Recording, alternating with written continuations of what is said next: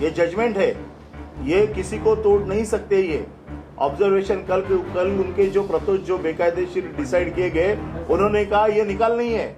मतलब इतनी भी अगर किसी को जानकारी नहीं है, ऐसे आदमी को अगर प्रतोष करेंगे तो पार्टी की क्या हाल हो सकती है आप जान दो। उसके अलावा जो ऑब्जर्वेशन में लिखा हुआ है, तो आप जो कहते हैं कि रीजनेबल टाइम, हम तो मांग करेंगे 15 दिन के अंदर ये डिसाइड होना चाहिए, क्योंकि इसमें कोई जांच पड़ताल करने की कोई बात नहीं है। सब रिकॉर्ड अवेलेबल है, उसको सिर्फ चेक करना है और डिसीजन देना है।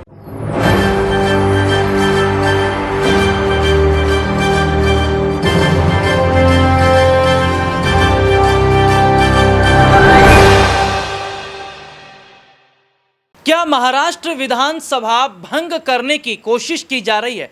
और महाराष्ट्र विधानसभा अगर भंग हो जाती है तो क्या वाकई उद्धव ठाकरे की बड़ी जीत होती नजर आएगी? नमस्कार, मैं हूं राहुल शर्मा, आप देख रहे हैं SPN न्यूज़ और स्वागत है आप सभी का आज की बड़ी खबर में। और बड़ी खबर की शुरुआत इस वक्त हम कर रहे हैं महाराष्ट्र की सियासत से। महाराष्ट्र की सियासत में इन दिनों हालात बिल्कुल भी ठीक नहीं चल रहे और उद्धव ठाकरे ये बार बार कह रहे हैं कि महाराष्ट्र में दोबारा चुनाव होने चाहिए। महाराष्ट्र में दोबारा चुनाव कराने को लेकर क्यों उद्धव ठाकरे बार बार जोर दे रहे हैं, ये आज बात करेंगे। साथ ही ये भी बात करेंगे कि आखिरकार क्यों एकनाथ शिंदे अब इस्तीफा देने का मन बना चुके हैं। दरअसल ये देखा जा रहा है कि बीजेपी ने अचानक देवेंद्र फडणवीस को सीएम पद के लिए आगे कर दिया, जिससे एकनाथ शिंदे काफ़ी नाराज नजर आ रहे हैं। शिंदे के साथ वही हो रहा है जो न घर का न घाट का। शिंदे नहीं समझ पा रहे कि कैसे वापसी उद्धव के साथ जाएंगे, लेकिन बीजेपी पर एक भरोसा कर आए थे और उन्हें ये लग रहा था कि बीजेपी पर जो भरोसा उन्होंने किया वो शायद आगे कायम रहेगा, आगे तक रहेगा। लेकिन तस्वीर ऐसे ही नहीं नजर आई। देखने को ये मिलता है कि बीजेपी ने कुछ वक्त के लिए सीएम कुर्सी का खिलौना एकनाथ शिंदे के हाथ में दिया।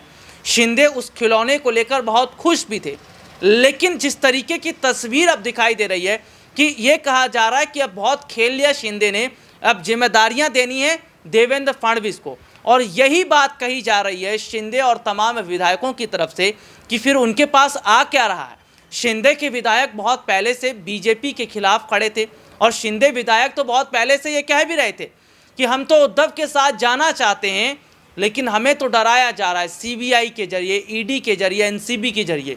लेकिन अब महाराष्ट्र में खुद एकनाथ शिंदे जो इस्तीफा देने का मन बना चुके हैं, अपने विधायकों के साथ वो उद्धव के साथ आने का फैसला कर रहे हैं। ये कहीं ना कहीं तस्वीर बताती है, ये जाहिर तौर पर बताता है कि क्या मौजूदा वक्त के जो हालात हैं महाराष्ट्र में, क्या राष्ट्रपति शासन तो नहीं लग जाएगा? क्योंकि राष्ट्रपति शासन की भी बात कही जा रही है कि भाई जब सरकार नहीं चल रही है, राज्यपाल के कुछ बस की बात नहीं है, तो राष्ट्रपति शासन लगा दो या विधानसभा को भंग कर दो।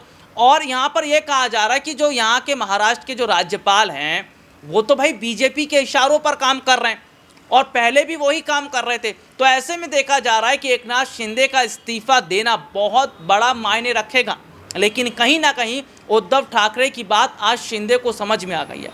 शिंदे इस बात को समझ गए हैं कि अगर बहुत पहले उन्होंने बात मान ली होती उद्धव ठाकरे की तो शायद वो हालात ना होते जो अब हो रहे हैं। लेकिन कहावत कही जाती है कि सुबह का भूला अगर शाम को घर आए तो उसे भूला नहीं कहते। और क्या वाकई यही एकनाथ शिंदे के साथ हो रहा है? और तमाम विधायकों के साथ अगर उद्धव के पास आ रहे हैं, इसीलिए उद्धव कह रहे हैं कि दोबारा चुनाव होने चाहिए। और क्या वाकई एक बार फिर से महाराष्ट्र की सत्ता में परिवर्तन देखने को मिलेगा? आज के लिए इतना ही, आपसे फिर दोबारा मुलाकात होगी, तब तक के लिए इजाज़त दीजिए, नमस्कार।